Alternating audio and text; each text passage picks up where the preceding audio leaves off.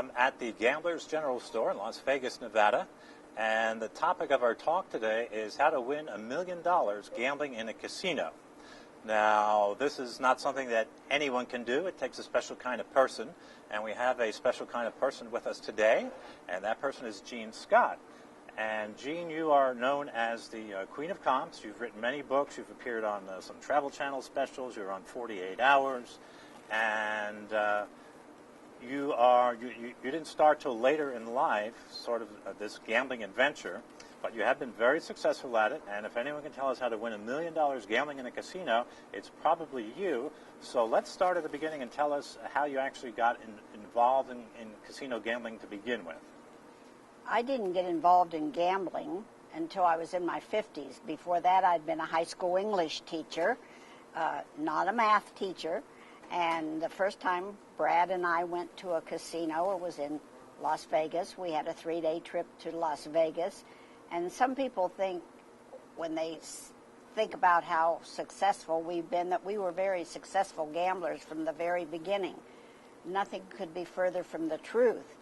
I had read someplace that a smart gambler played the tables, and so I played blackjack that first visit, except I not only didn't count cards, I didn't even know basic strategy. Well, long and short, eventually we lost all of the money that we had brought for our vacation. But the thing is, we had such a good time that on our airplane ride back to our home in Indiana, we said to each other, we want to do this again. And I pointed out that we didn't have $3,000 to do that every little whip snitch. So that started me thinking, what do I do when I want to learn any other subject? I study it. And that's what I did. I started studying gambling. Okay, so you started with blackjack, and when you went back, did you continue to play blackjack, or you started to shift to other games? We played blackjack for about the first 4 or 5 years, and here's what was funny. Brad would leave the blackjack table. I thought he was leaving because the count was getting bad, which you're supposed to do. So, no, I'm sorry, but so you did learn to count cards in blackjack? Yes, we did. All right. And we weren't totally successful. We broke about even. So when we were playing blackjack, counting cards, he would leave the blackjack table and be gone much too longer than just a short bathroom break. And so I would go look for him, and he would be at a video poker machine. And I said, well, how can you do this? You know, we want to be at a place where we can have an advantage over the casino by counting cards. And he says, oh, but it's so much fun. He was just playing nickel video poker, but he says it's so much fun. Well, after we would take breaks together, he would say, come play. And we started playing blackjack at the old Westward Ho. And we would go over to the Stardust, and he was playing a nickel video poker machine over there where you could win a car, you know. So he took me over there, and I noticed that there was something called a slot club. And I said, well, we ought to join that. And he said, well, it probably costs money to join that. And I said, no, it says free. And that was over 30 years ago. And that was the start of learning what to do. Then I started reading, and slowly we realized, when I learned more, that the casinos were giving more comps to the machine players than they were the table players, as they had done for years. And so within 5 years, we had transferred our attention and interest and study to playing video poker, and we've been doing that for the last 25 years. Well, now, I know that I seem to remember the first time I heard about you was about 20 years ago, and Anthony Curtis, who publishes the Las Vegas Advisor magazine, which is a monthly newsletter about Las Vegas, he wrote an article that mentioned this little old lady from Indiana who went to the casinos in Las Vegas, and she was able to stay for 30 nights in a row, and she didn't pay 1 cent to stay for 30 nights in a row. And I believe that's how I first found out about you. And then you have a book called Frugal Gambler, which was the first book you came out with. How did that develop? Was that as part of that adventure in Las Vegas? And I know you're on 48 Hours. You won a car. Dan Rather, the CBS newsman, dubbed you the Queen of Comps. Can you give us a little background on how that developed?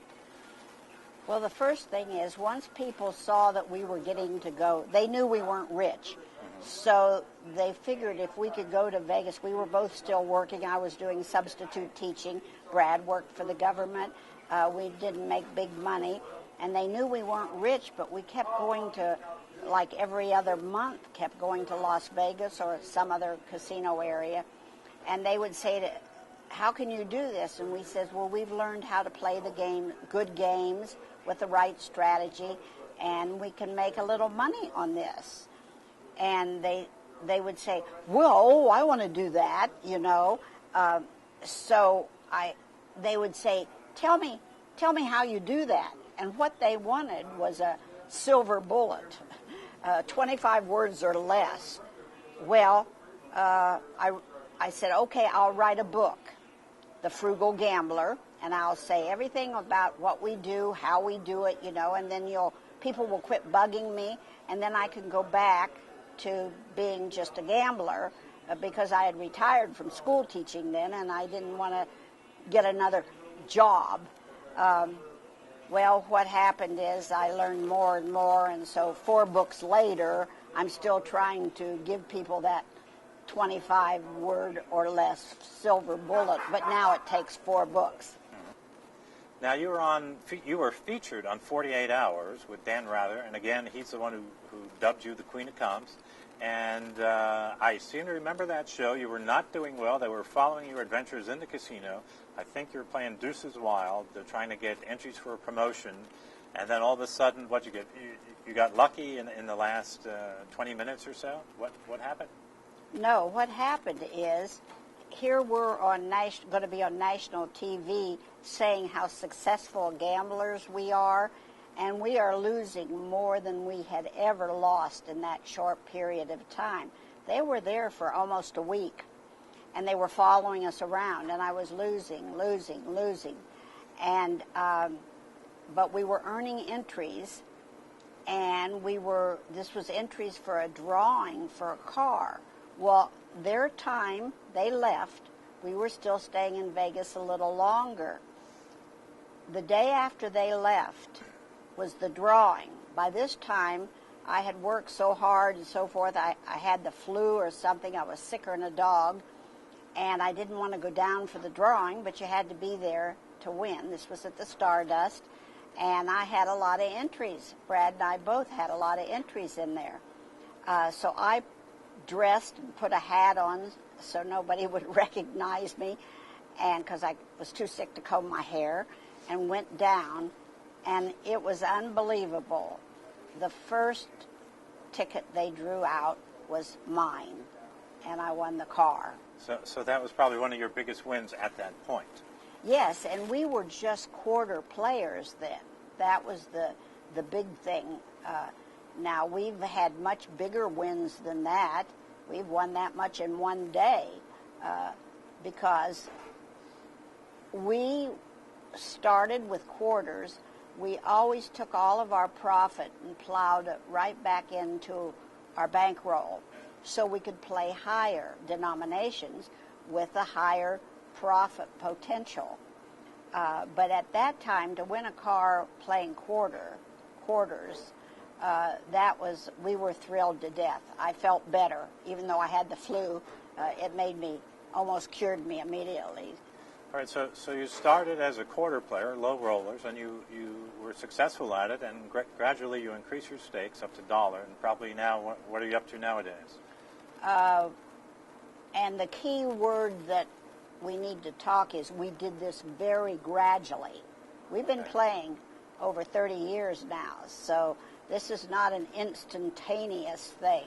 It's a long, slow, torturous path. Now we sometimes play as much as $125 a hand. Wow. Because what happened is, used to be there was only one single line. And so even if you played $5 single line, that was just $25 a hand. Now you can play $1.10 play with the multi-lines. So we could go up the denominational level and make even more money. And particularly in the last few years, as we were getting older and our energy level kind of went down, we didn't want to play. It used to be we would play six hours or something a day while we were visitors and we were playing for our room, and we were young and we liked playing. As we got older, particularly after we moved to Las Vegas and we were here all the time, we could play any time we wanted to, and we would only want to play 2-3 hours, 4 kind of at the limit. Well, we wanted to go up in denomination so we would have the same profit potential, and that's the reason. So we went from low rollers to what some people call us high rollers. I guess most people would think if you bet $125 on one hand that you're, and sometimes we go even higher than that, that you're a high roller. For us, it was such a gradual progression, and our bankroll was bigger, so proportionately, now, not only did our wins get bigger, our losses got bigger for one day, for instance. When you're playing that much, if you run bad, so you have to kind of get used to that upper denomination. It's fun to be when you're winning, but if you lose 10,000 in one day or 20,000 in one weekend, most people would say that was not fun. All right, well, let's talk about that. Let's talk about some of your bigger wins and some of your bigger losses. I know your husband, Brad, had one day, I believe it was at the Palms. He was playing 100-play quarter video poker. Mm-hmm. And what happened? Well, simple. The first hand I was playing, we take turns playing when we're playing that high of a level. His first hand, he was dealt a royal for $100,000. In other words, $1,000 royals. Right. So it's $1.25 a hand times 100 hands. You're betting $125, and he was dealt a royal flush. So he got 4,000 coins for a royal flush, which is $1,000 times 100 hands, $100,000. So right. That was one of the big wins. And also, I know you were in a slot tournament. As a higher level player, you get invited to these special events, and one of which was a $1 million slot tournament, was it? Yes, this was at Caesars. This was a buy-in tournament. We went in with another couple. You had to pay $10,000 to enter this tournament. What we liked about it is if you played enough, you got the $10,000 back, whether you won or lost. Of course, there was a risk involved. There's always a risk involved in gambling. But they paid $5,000, we paid $5,000. We had the entry fee, and then we divided up our play so that we played. I said we had to play enough and give our firstborn. We had to play a lot to get that $10,000 back, but we did it. Brad was playing the tournament, so when we won it, it was Brad who got the money, the $500,000. And since we were in there with another couple, we kept the $250,000 and we gave them $250,000. That was only fair. Now, a lot of people suddenly says, well, we want to be your friend. We could have had a lot more friends at that point. I'm sure. Yeah. I want to make a point about that. You ask about the big things that we have done, the big jackpots, and people are always wanting to hear about that. If I wrote a book about the experiences we've had, which I have, but they usually are called The Frugal Gambler or something like that, I would say how to win $1 million working really hard for 30 years. And that's exactly my story. Yes, we've had some big hits. We've had some very bad losing days. I remember one weekend we went down to Laughlin. This was back when they had a really good game that was over 100%, so we had a good advantage. Plus, we're talking video poker now. Yes. Right. And we lost $20,000 that weekend. Wow. So that's one of the things that you have to think about. If you want to go up from quarters, the wins will be bigger, but can you take the losses? There are people that had a bigger bankroll than us. They can't do that. They don't have the iron stomach that it takes. And just recently, 2 years ago, we had our second best game or year ever. In fact, we didn't have any big jackpots. We just won a lot of royals and so forth. Then the following year, last year, we had the worst year that we had ever had. Playing video poker, volatility is the name of the game. Well, a lot of people ask me about gambling, and a lot of them say, oh, it would be a fun, exciting thing to do. But I always tell them it's a very, very difficult thing to do to become a professional gambler. And just certain people who practice at it and study it are usually the ones that are most successful. Every once in a while, someone will get lucky and win $1 million. But they win it just because they're lucky, not because they've had a lot of success in studying.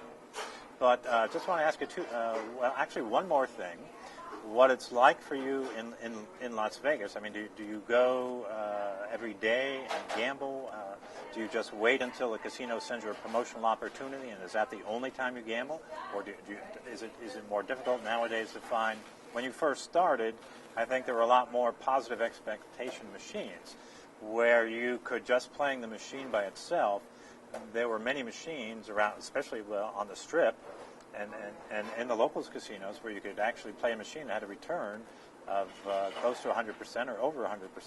Is it harder nowadays to find those machines? And how do you live your life as a gambler in Las Vegas? Well, first off, I never have considered ourselves professional gamblers, meaning we don't make our living at that. We always use skill. We almost never, back in the old days, there were better games. So if we wanted to be in the mood to go gamble, we could find one that was positive expectation. Well, when you live in Vegas, number one is you have life that interferes. You have dental appointments, medical appointments, particularly when you get old like we are. We do not go to the casino every day, and people are surprised at that. One of the common questions is, well, I guess you go to casino every day. No, I go to the casino about 3 times a week. Brad goes more because he sometimes goes just to pick up free play, which is part of our profit potential. We do not play just because we're in the mood to play. At the first of every month, we have a calendar out. I get all the mail out. Well, we have to play on this day because they're giving 5 times points. We have to be on this day because we have to pick up free play that they've sent us and that sort of thing. It's a very structured thing. And some people say, well, I wouldn't want to do that. Well, if you come as a visitor, you don't maybe get to play that much. You want to play all the time. You don't get enough sleep. You don't even take a bath often enough. You just want to be playing all the time. When it's there, you don't play every day. And if you're an advantage player, then you only play when you can find a play. And nowadays, you would not be able to find an advantage play every day. I don't care if, well, there are a few quarter plays where you could always play and you would be at an advantage.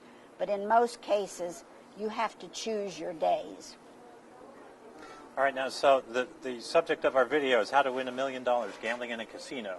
So you are either at that point or approaching that point, and what we wanted to do was get some tips from you for the average person who likes to go to casinos and have fun in casinos, how to improve their game to be a long-term winner, and how maybe one day they can learn how to win $1 million in a casino. So what kind of tips do you have for us? All right.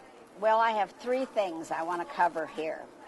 First off, your goal when you're in a casino should never be to win. You'll be a happier gambler if you look at your goal and say, yes, I want to win. I'd love to hit a jackpot, but I like the bells and whistles. I like the comps that I get and so forth. It's entertainment, and that's the casino, that's what the casino's giving you is entertainment. And if you do lose, that's just the price you're paying for entertainment. Just like you go to a movie, you have to pay a price to get in.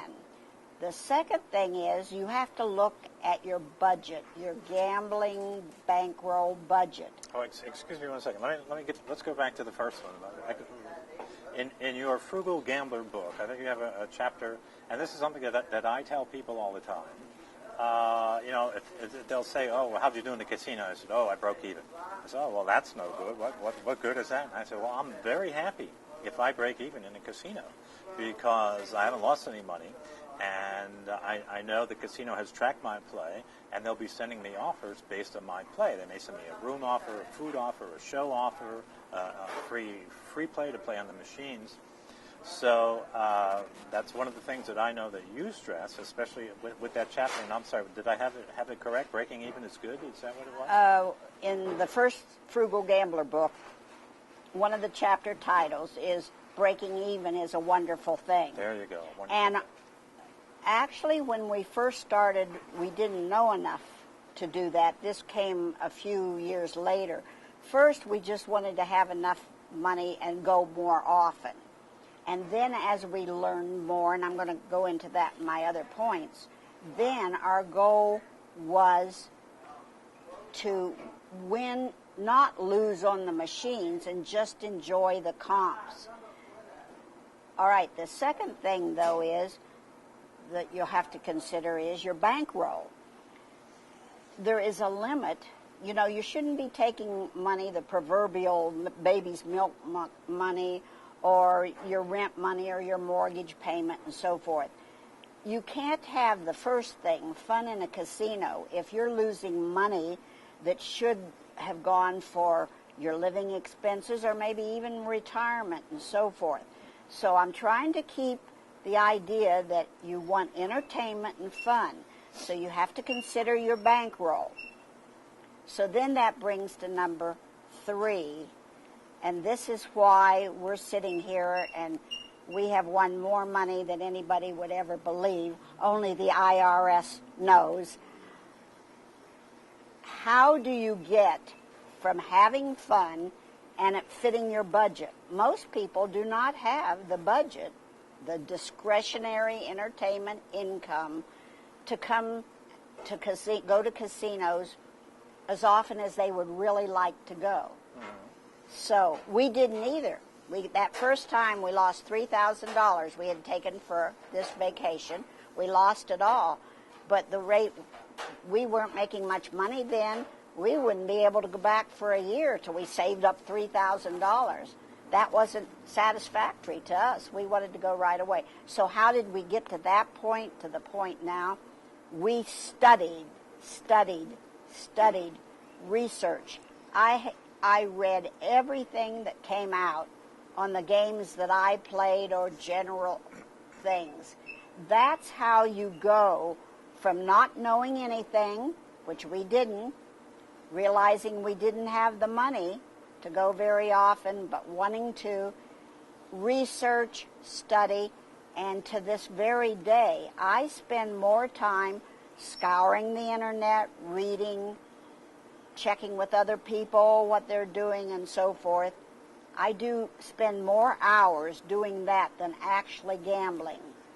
And that's how you might. It's not as easy to make $1 million as you used to be able to, but you can certainly lose less. A lot of people are quite happy to even lose. They have a bankroll that they can add to every month or whatever, and they just want to lose less. The less you lose, it's not even the winning, it's the less you lose, then the more often that you can come. And here's what's funny. Breaking even is a wonderful thing, and for 30 years we've lived the life of a millionaire, even if we weren't making $1 million at the time, because of the comps. And especially as we went up, we had this luxurious life, big suites, gourmet rooms, more gourmet meals than our arteries could take. And And all those cruises. They give you cruises And all the time. cruises, yeah. In fact, we could take a cruise every other month. We don't even take cruises anymore because we're tired of them, you know. People should get to that point where you're tired of all this luxury.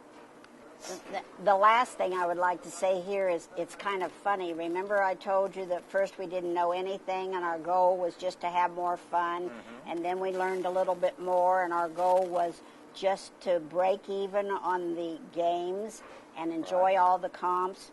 30 years later, we're going back to that because, number one, our health is not quite as good as it was. We're getting older, our energy level, and the games are not as good. So we're kind of back to breaking even on the games and enjoying the comps. It's kind of full circle. And that is a worthy goal at any point in your gambling career. All right, well, that's very good. Now, you've made your primary success through video poker. If people want to learn more about video poker, well, I guess which would be how to choose the right machines, how to use the proper strategy, what kind of information sources of information can you suggest for them? Well, remember I said there's no 25-word or less silver bullet. And so I wrote these books. I wrote The Frugal Gambler. Then I learned a lot more as we went up the ladder. And I just always had more ideas, so I wrote more Frugal Gambling. And let me ask you this. I understand that you are updating these books. Yes, I am updating this summer. They will both be brand new editions, and it's unbelievable.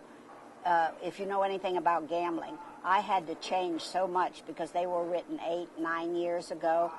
Things have changed so much. Now, they're basically the same books, but they have a lot of new information telling you about the changes and so forth. Okay, both of those. So those will be out in the summer of 2016. Right. And then, if you make a lot of money, you might have tax implications. So I wrote a book, Tax Help for the Gambler. And then I wrote something called the Frugal Video Poker Scouting Guide, which is a little chart that if you do play video poker, you can take this into the casino with you, have it in your pocket or purse, and it will tell you which games have the better pay tables. Because, you know, now there are hundreds and hundreds of pay tables, and you might say, how do I find a good game? It wasn't out there. There was nothing out there. There's some things online, but you needed something when you were actually scouting the casinos. So I'm probably most proud of this little book. But instead of a 25 or less silver bullet, there are literally thousands of things you can do. And I've put all of them in my books to lose less money. All right, Gene Scott, if someone wants to learn more information about you and your products, where would they go to do that? I have a website, queenofcomps.com, and that would also lead you to my blog, which is on the Las Vegas Advisor website.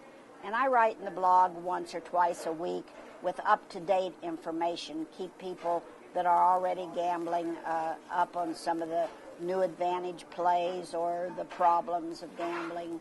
And it also tells about our lifestyle. We're still gambling, just not as much as we used to. All right. Well, Gene Scott, thank you very much for spending time with us today. Well, you're certainly welcome. I always love to talk about gambling. You know that, Steve. Oh, yeah, me too. Thanks.